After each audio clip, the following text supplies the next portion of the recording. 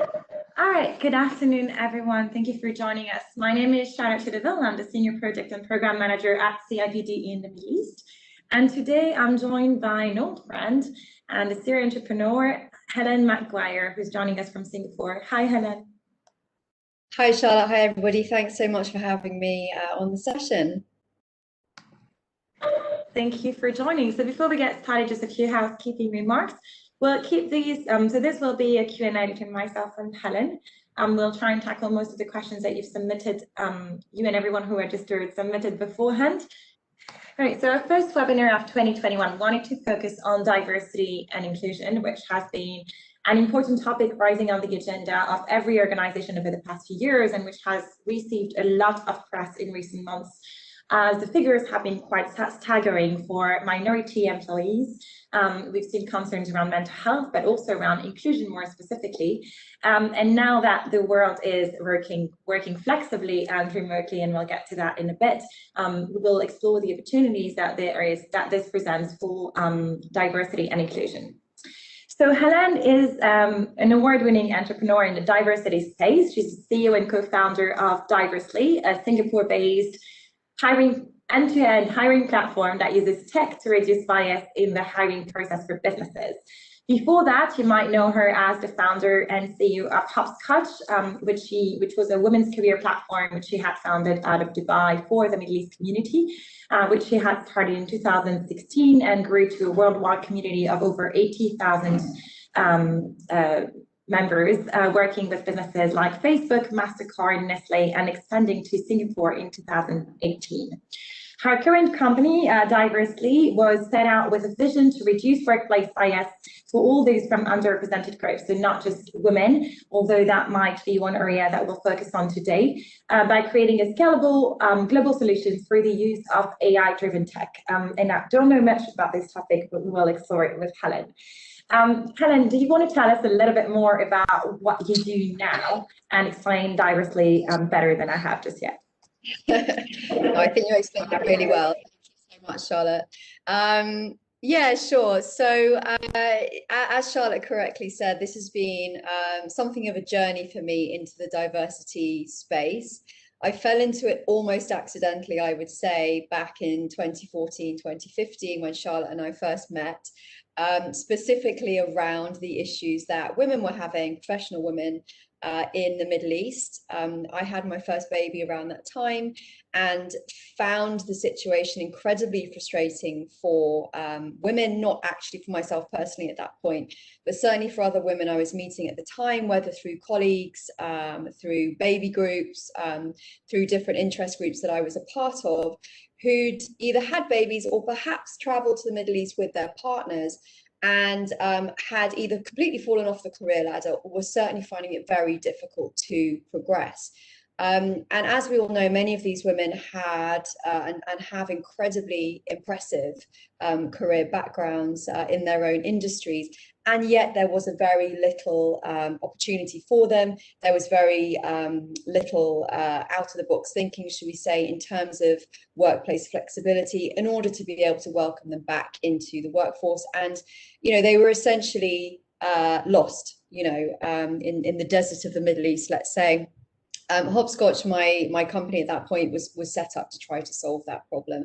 And as Charlotte correctly said, grew fairly rapidly, expanded over here into Asia when we moved as a family in 2018, and continued to grow. And, you know, really my step from Hopscotch into Diversely was brought about by an incredible frustration around the lack of scale of that solution and the fact that we were helping, proportionally speaking, only a handful of women who we know needed career progression and needed to, you know, find different opportunities in the workforce. Plus, we were only focused on women. The underlying issues around this problem are much, much deeper and affect people from all sorts of backgrounds and from different minorities and those underrepresented in the workforce.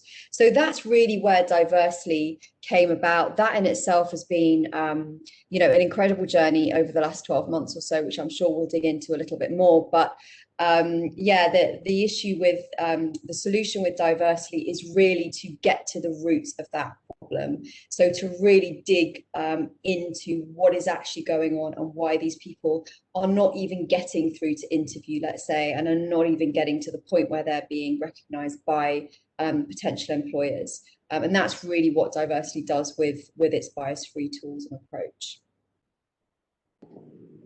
Amazing, thank you. So you mentioned that you and I met years ago in Dubai at your first women's conference. I think the first one you were speaking at least. So that was about 5-6 years ago. And at the time, much of the conversation around diversity and inclusion was about making the case for D&I. And the responsibility for ensuring a diverse or inclusive workplace didn't sit with HR specifically. It used to be very often in the hands of a head of communications, a project manager, often a senior female leader. And it used to be pretty much seen as CSR and even fall under CSR initiatives. How do you think that things have changed since then in terms of the conversation and where we are specifically in the Middle East, but perhaps globally? What did you witness with your clients and with the community? No, that's a very good question. It has changed enormously since I first started, and I'm sure you can recognise as well, Charlotte, having worked in this space for a number of years as well. I think when I first started, you know, as you rightly said, it really was a case of trying to sell in the idea of why people should be hiring more women. And I remember some of the very, very first meetings I had with clients for Hopscotch, where, you know, I was really having to kind of convince them of the benefits of having flexible working patterns, the benefits of being more inclusive and having more women in your workforce, all of this talent that they were potentially missing out on. So it wasn't so much I was providing a solution, I was coaching them. I was kind of teaching them about how this could benefit their business. I think I saw it change probably a couple of years in, and specifically I would say around the Me Too movement, when suddenly it was definitely not cool anymore to be excluding women from the workforce, or to be you know, even talking about that. You know, it became something that even if it wasn't being done, you could no longer make the argument for, oh, but, you know, and I heard this argument at a conference, a UN conference actually, I was speaking at, oh, but women are special, you know, women are different, we have to treat them differently. You know as well as I do that they can't do these things and those things in certain jobs and what have you. You know, and that was unbelievable at the time, but I think that moment passed, and particularly in the Middle East, I think there was certainly this impetus from HQ, wherever HQ sat at that point, particularly for multinationals, that no, this can no longer be the party line, and the party line has to be, we are making space for women. Whether that translated to actual policy and strategy and action on the ground is debatable, and certainly is still taking time, I think, to implement and to get those things in place. But I would say that was definitely a turning point. And I've seen now, you know, the position of head of diversity and inclusion is not something we ever used to see 5 years ago. Even in more developed territories, you know, as you rightly say, it was often, oh, I know, you know, Sarah, who's really into this kind of thing, and you should definitely speak to her about it. And Sarah was, you know, as you say, a project leader or some kind of, you know, head of legal or head of PR or something like that, but had no budget, had no strategy, had no major buy-in from stakeholders particularly, and certainly had no kind of set targets. It was just like, yeah, you know, she's doing some nice things in this area. So that conversation has really changed, and I think you now have specific people in specific roles, maybe getting towards the point of having specific targets, even perhaps having some budget to spend on this, you know, in many cases, and people just see the business benefits of it and understand that a little bit more, and get that it's not just a nice to have, it is in fact a business imperative, and it makes business sense. You know, I'm not having to make that case quite strongly anymore, I think. Yeah, there is so much to impact from what you've just said, and it's funny because yes, it's true, you and I will recognize that we don't have to make that case as much anymore and come up with the statistics of, you know, during the 2008 crisis, but yes, companies that were more diverse fared better and you get better investment and get better return. At the same time, what we are hearing from the HR community a lot is that a lot of HR leaders are still struggling to convince their management, not just necessarily of the importance of diversity, and I guess that's where the conversation is shifting from making the case to implementing something and doing something about it. What would you say from your experience to HR leaders or directors who are trying to convince the management to do something about it? Perhaps not. How can they approach this? If there is any coaching that you've done before, it might be helpful. Yeah, I mean, it is such a huge topic, and certainly, you know, we've written things about this on our blog, and I've discussed this many times at different forums. It's different for every business, I would say, but the key message that I would send to any HR leader who's looking to tackle this is that, quite simply, if you are not employing an inclusive HR strategy or hiring strategy, you are missing out on a huge wealth of talent that's sitting out there that could potentially do the job. And I think particularly at this juncture in time, you know, HR managers, managers in general, founders, are not restricted by location anymore, are not restricted by office hours particularly, and not restricted by office locations. Sometimes it's actually time zone that they might be restricted by. And therefore, the talent pool has naturally widened. If you are not fishing from that talent pool, whether it be from a different area, whether it be a person of colour, whether it be a person with disability or differently abled, whether it be somebody older in the workforce, then you are quite simply narrowing your talent search to that which your competitors are already fishing from, which means you're all squabbling over the same talent because you're not widening the pool.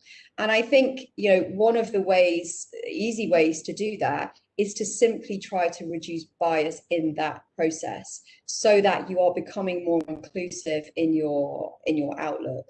And I think from a business perspective, there are so many benefits to having those different mindsets within a team.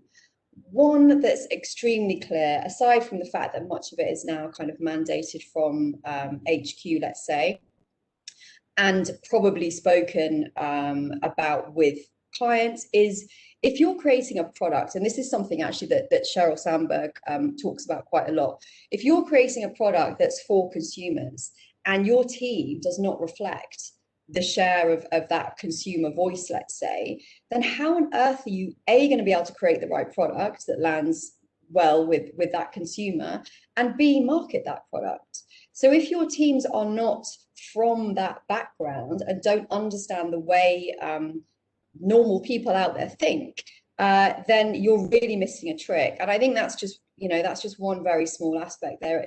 As you rightly say, there is plenty of statistics out there that demonstrate that more diverse teams are more profitable teams, are more successful teams, are more investable, etc., etc.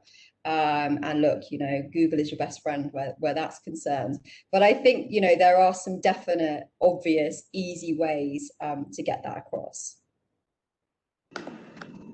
Yeah, I agree. And it's interesting that you're bringing out the products or services, because often a lot of companies used to, and still I think to some extent, think that this makes sense specifically for consumer products, but it's true also of any service that you're providing. And I think we've seen this, like you've said, with recent movements, but we've seen also with Black Lives Matter and the lack of representation, be it women, be it ability, be it sexual orientation, a color, that lack of representation can lead to some pretty big mishaps, as we've seen from some well-known brands and campaigns. So yeah, being in the news for the wrong reasons.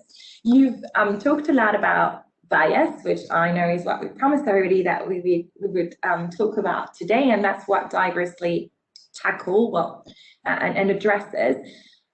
First of all, well, we mostly hear about bias recently because of the whole controversy around unconscious bias training. So let's just start there. What is bias, and what is conscious, what is unconscious? Yeah, no, very, very good question. Look, I think whilst I was running Hopscotch, we did lots of training, and unconscious bias was one of those buzzwords that kind of came up. Oh, we need some unconscious bias training for our staff. Now, I think the difference between conscious bias and unconscious bias, the line is super, super blurred. I would say conscious bias is any bias that you're actively aware of. Unconscious bias is the bias that every single person on the planet has. And that is not to point the finger to anybody any more than I would point the finger to myself. We all have it. It creeps in. It might be just, you know, a name. It might be, you know, just gravitating more towards people that you feel you have something in common with. That is perfectly natural. It's human nature. It happens to everybody. And I think unconscious bias training, whilst it can receive some flack, is useful, just if nothing else, to make people aware that there is nothing wrong with having unconscious bias. Everybody has it. It's a normal part of the human brain, essentially, to one extent or another. What I would say about training itself is that it's all very well kind of sending your senior management off on a 2-day training session, or however it happens these days from a remote perspective. But generally, unless that is put into practice on a daily basis from then on, like any training, it's kind of shoved in a drawer and it's forgotten about. And quite often it's not used at the point at which you need it the most, which is generally when you're interviewing somebody, when you're reviewing somebody, performance reviews, whatever it might be within your teams or externally.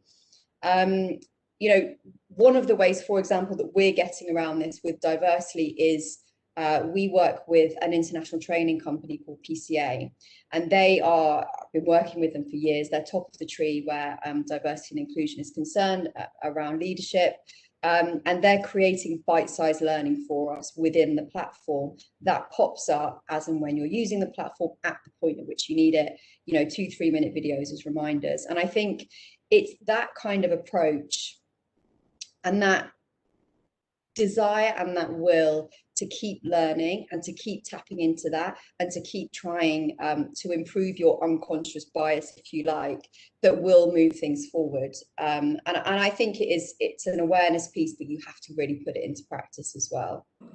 Yeah, and I think a really important, well, the distinction between conscious and unconscious bias is, I think, quite clear, but a really important point on unconscious bias is that everybody, as you rightly say, can be biased, even against exactly what you are. So as a woman of color or as a white woman, we can be biased against our own group because this bias is transmitted to us through culture, through systems that we've been a part of, and that we are continuing to uphold. So it's really just bringing that awareness, conscious bias. And I just, for anyone interested in conscious bias particularly, dropped a link to a great TED talk by Christopher Pressner, who is the Global HR Director for Rush Diagnostics, and who talks about that unconscious bias. So we were talking about training. How does bias, well, and in particular when it comes to diversity and inclusion, how does bias show up at work in your experience, and how does it specifically show in the recruitment process from what you've seen? Yeah, I think it shows up in so many ways, you know, and I can relate this, I suppose, to my experiences specifically with women, because I've seen it over and over and over again. The person that doesn't get the promotion, the person that's given flexible hours in a team, and you know, is then kind of raised eyebrows when that person actually makes use of those flexible hours. The guy that perhaps takes his paternity leave and is then seen as somebody who, you know, isn't committed to the team. In the hiring process, I mean, there are so many ways in which it can crop up, specifically through a CV perhaps. So the way a CV is written, the name on the top of the CV, where that person is from, their schooling, their university, their background, whether a picture is included, whether they're married, whether they're not married. You know, there is just such a huge wealth of ways in which bias can really crop up depending on who you are as the hiring person or as that team manager or team leader. And I think, you know, one of the ways in which we certainly tackle it from a hiring perspective is right at the very beginning, because even when you are defining that job description, when you are writing that job advert, the way in which you write it, the language that you use will put across a certain image of your company, of the role, of the team, of the way in which you hire, which can lead to incredible bias from one perspective or another. And that can be anything from gender to people of color to age. You know, for example, junior members of a team are often needed to be youthful and energetic. And, you know, that's something that isn't naturally aligned to perhaps how you might see an older person. So if an older person applies, they're too old. And, you know, that in itself is quite ridiculous when you think about it, because I know plenty of older people who have way more energy than, you know, half of the 20-year-olds that I've met and had as interns in my companies over the years. So I think there is just this sense of the way in which you put something across, the way in which you receive a CV and read it, and the way in which that is then processed. So not specifically around skills, but around your perception of that person, that, you know, bias really creeps in so many different ways. And that's exactly the kind of bias that, you know, automated systems can take out very easily, without humans having to try and figure everything out for themselves, I guess. Yeah, so I think, as you often say, I think language matters, structure matters. And so we're just getting a comment in the chat. Jo says she recalls about 6 years ago when working for the British government, the then Prime Minister spearheaded an amazing campaign to name blind applications to tackle unconscious bias in recruitment.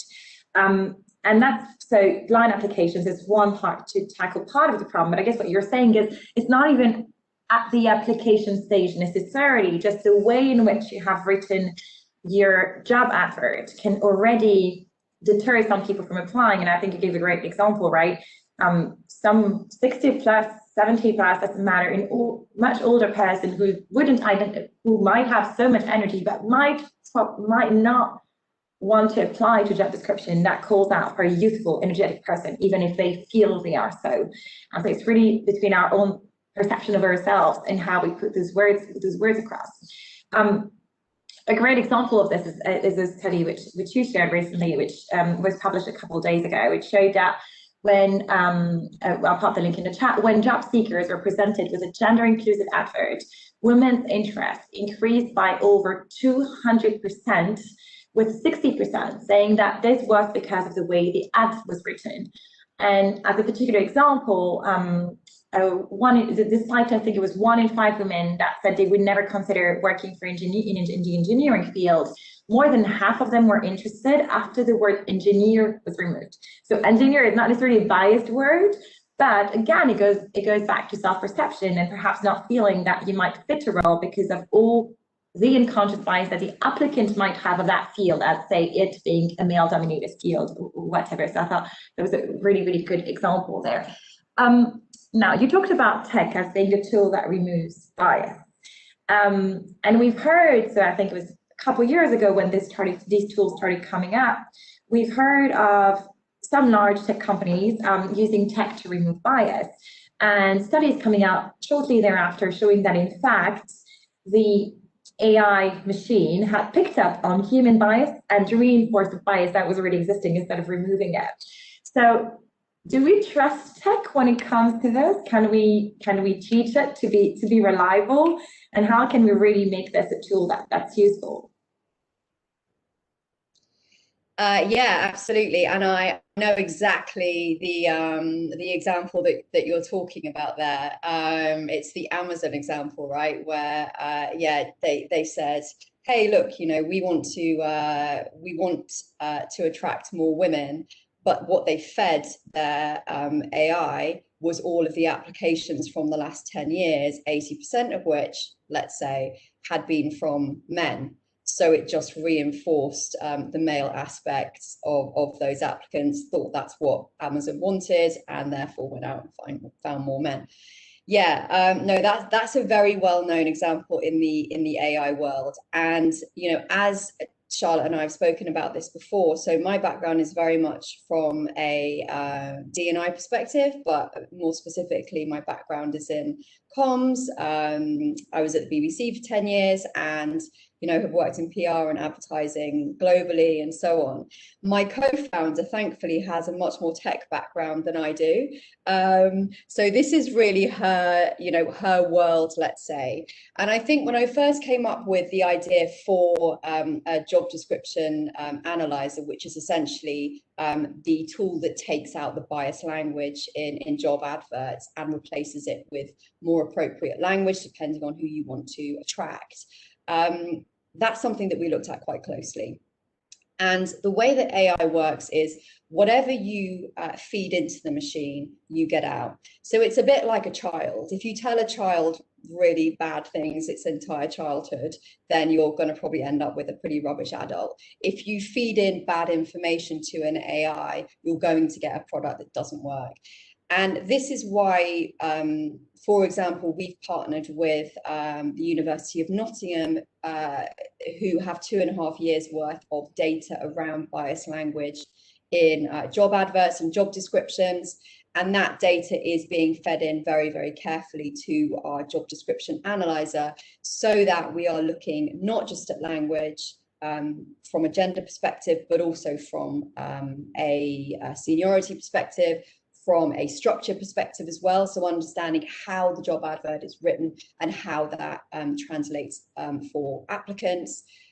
So there's lots of ways in which you can safeguard, let's say, and make sure that the AI does not kick out bad results, but it learns also as it goes along. So the more you teach it, the more inputs you have, the more you say, this is a biased phrase, this is not a biased phrase, this is a biased word in this context, this is not a biased word in this context. So when you're describing a company, you can't really say that strong or competitive is necessarily biased. When you're describing a person, you can. So it's very intricate. It takes a long time. It's a fascinating process to be part of and witness, as a sort of non-tech person, I guess, and amazing to see the interface come to life and to see how it works. But I think, having rewritten personally hundreds of job adverts for my clients over the years, and my co-founder the same, we have a pretty good perspective on this, but it's always a work in progress for sure.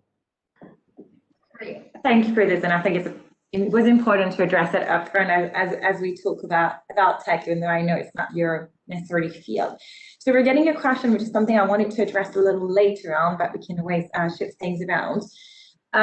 Recently, so as you said, there are heads of diversity and inclusion, and we're hearing increasingly diversity, inclusion, equity, and belonging as a whole set of responsibilities. So it's not just about attracting that diverse workforce, but also about promoting a culture of inclusion where every employee has their voice and their contributions equally valued and compensated, and so on and so forth. These go hand in hand. So 2 questions, I guess. The first is, where do you start? Where's the chicken and the egg in diversity and that company culture, attracting diverse talent in company culture? And the second thing is, what practical things could a company do to shift a culture which might not be inclusive by design? Yes, okay. It is a little bit chicken and egg, but I think what I always say from a let's start with the diversity angle first, and let's start at the beginning. What I always say is, if you're looking to attract a more diverse, well-rounded workforce, then you have to start with the hiring processes, and it kind of comes down to an employer branding perspective as well, and approach. So how are you putting yourself across on your website? How are you writing your communications aside from your job adverts? What are you doing? What are your policies? What are your strategies? What are your hiring practices that you can get across that makes your company feel more inclusive, even if at that particular point you don't feel like you have a particularly inclusive culture or a particularly inclusive workforce. But if you start from that perspective, then at least you can start to pull in a more diverse applicant, let's say. I think then once you've tackled that side of it, and tackled your hiring processes and understood exactly where the issues are within your business.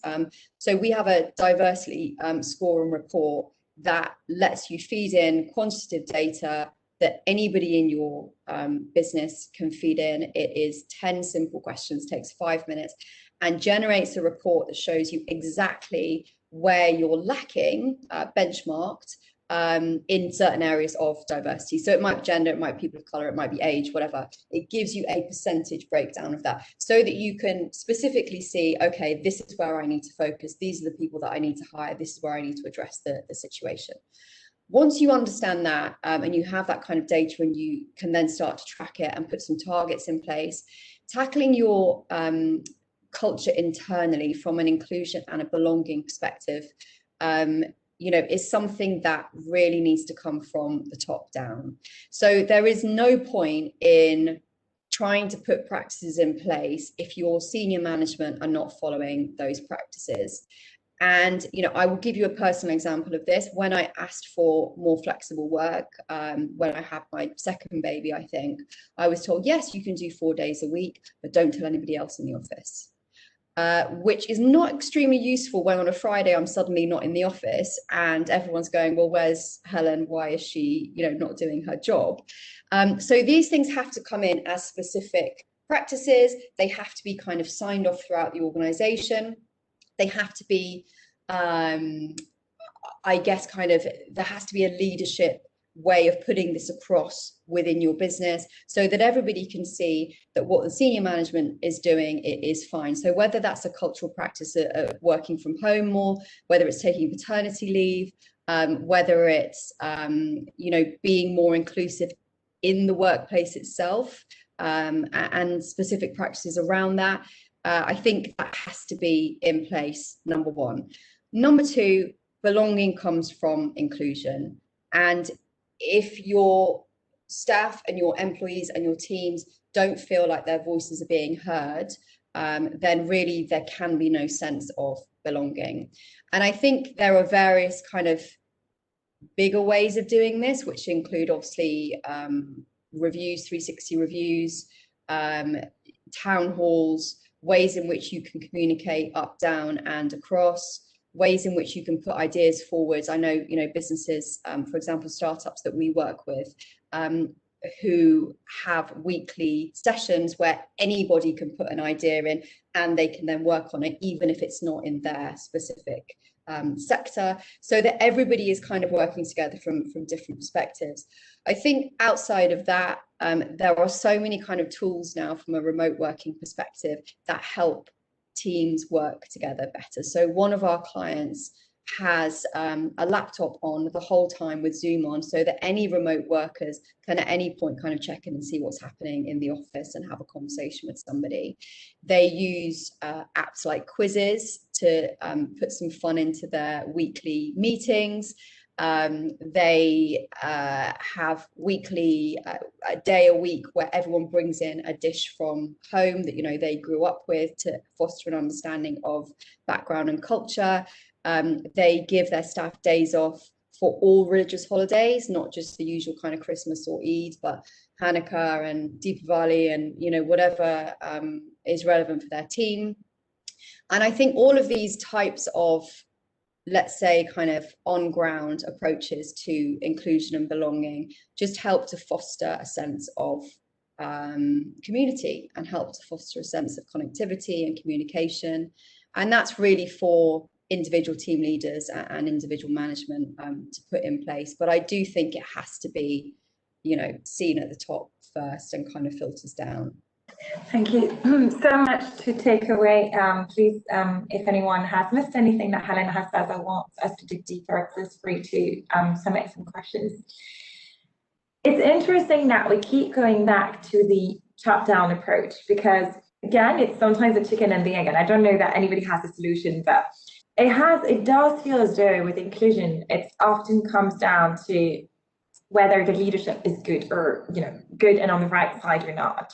And I understand that with many people joining us today and many in the Middle East and in more traditional markets or countries are having that sense of, we're seeing Western trained heads of HR or people who have done diversity and inclusion in more mature companies, joining organizations that are, family businesses and upholding more traditional values and who want to push that agenda without necessarily having the buy-in. So I would say personally that I would agree with you that leadership top down is the best way to do it. But I also wouldn't necessarily discourage anybody from trying to implement measures. And I think you gave some really good examples that perhaps can be in the hands of an HR director to start steering things in the right direction, even though you might not change a culture without having a whole overall strategy. You may be able to pass a paternity leave or flexible working provisions, and ensuring that you've got good engagement. And I think this is especially true when you're talking about, cultural holidays being recognized. I think, we have such a good ground in the Middle East because of the nature of the population. We are such a diverse population. We are aware of so many of our existing cultural differences that it isn't something that is so impossible to do. And there is that cultural intelligence and awareness in many of the people that we employ.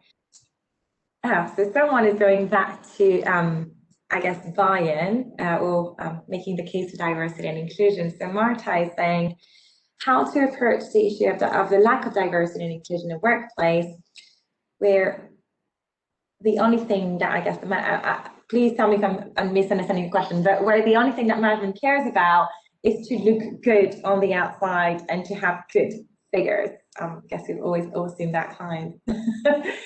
Yeah, I think they will learn the hard way, and they will learn fairly quickly that unfortunately, that doesn't foster any kind of diversity or inclusion internally. And unfortunately, people leave.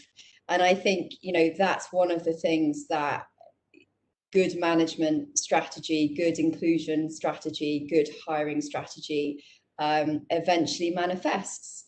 Because if you feel like you're part of a team and you feel like you belong to that team and you feel like your voice matters within that organization, you are much more likely to stay. I mean, I don't know about you, but I've definitely stayed within businesses where I've really enjoyed working with the people that I've worked with.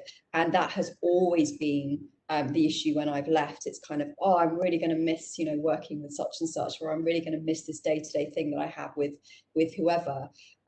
So I think, it will hurt their bottom line eventually, because losing talent and not attracting good talent because of the way your company is structured from a D&I perspective only costs money. It never saves money. And I think actually this is something that we're looking to put together, a kind of briefing document, a downloadable guide that businesses or the people within businesses can take to their senior management and adapt as a template to say, this is why we should be looking at diversity and inclusion more strongly within the business. And that's definitely one of those points. So yeah, I mean, to make the case, I guess we've kind of gone through that point already, but certainly it does come down to the bottom line, particularly where having a revolving door on that hiring side of things is concerned. Yes, thank you for that. And I guess then comes again, we're getting a lot of these questions, the issue of the broader culture. So some markets being more mature and some mentalities being more open and use diversity and inclusion than others. There is a bit of stigma, like there is much of a stigma around mental health, perhaps even worse. There is still a bit of a stigma around diversity and inclusion, and in particular, even the movements like what you said earlier, Me Too or Black Lives Matter, have made some behaviors uncool, really, and made it easier perhaps for people to call them out. There is still a bit of a stigma and sometimes fear from an HR or line manager to get this wrong, to call out the wrong behavior, to talk about bias. What would you, in your experience, advise? What would you advise to someone in that situation for getting over that hurdle? Which obviously will depend on context, but I think there's a few things that companies can do, right? Yeah, so do you mean in terms of, just so I get your question right, so do you mean in terms of, how do you tackle it on a personal level? How do you call that out? How do you address it with your staff, let's say, or a direct report? I guess that, and that really definitely goes hand in hand with the culture anyways. If someone knows how to have these difficult conversations, it will make it easier for their direct reports and the rest of the team to have these difficult conversations. Yeah. Yeah, definitely. Look, I mean, I am definitely not an expert here. I'm not, an HR person particularly. But what I would say is, and I'm going to apply my mothering skills here. Actually, I have 3 young children, and I would say communication is key, and management and expectations are really key here. So to set those expectations early around what's acceptable within a business and within a team and what's not, and it comes down to human decency, really. I think when I was working in the Middle East, this did come up a number of times, and there were businesses that asked us for training around bullying or training around harassment in the workplace. It's something, as you say, that for some reason in the Middle East is something that people don't really talk about. It is a little bit of a taboo topic, but I think setting down guidelines and being able to have open and frank conversations, and there being repercussions for things that are not going well, is something that any business should really have in place.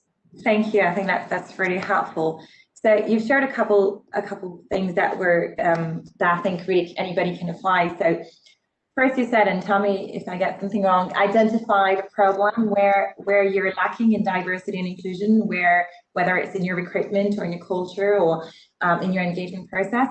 Second, ensure that you get buy-in and support from the organization. Ensure that all the measures are communicated across the business and formalized, so that your steps aren't exceptions, but they become the rule, like Helen's example, and clearly define what is accepted and what isn't. Again, formal way.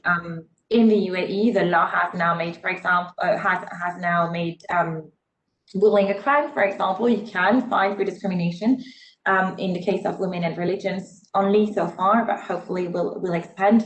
So there are rules that are defined in your country, in your area, if it comes to that. And then we said thirdly, belonging comes from inclusion. So ensuring that the voices are heard and putting in place systems that enhance employee voice and celebrate differences, or anonymize feedback or ideas to ensure that you get everybody's input. And fourth, focus on collaboration, on having teams working together, fostering that sense of community, which will always give you better results, and instead of having kind of clans like we're seeing in some companies. I know you've done, so I've listened ahead of this podcast, I've listened to a couple of your podcasts, I've read a few great interviews, some focusing on your startup journey, your latest startup for which you recently closed a funding round, and I'll share all the information with anybody interested to work with diversely later. But there is so much, I guess, you repeat in every conversation. Is there any question, Helen, that you're not asked that you would like to be able to share, or anything that you rarely get the opportunity to, or haven't gotten the opportunity today at least to talk about, that you'd like to share with us today? Yeah, thank you. That's a really nice opportunity, actually. So I had a marketing workshop this morning with one of our team, and we were talking a little bit about some of the challenges that we face as a business, let's say, to get this message across.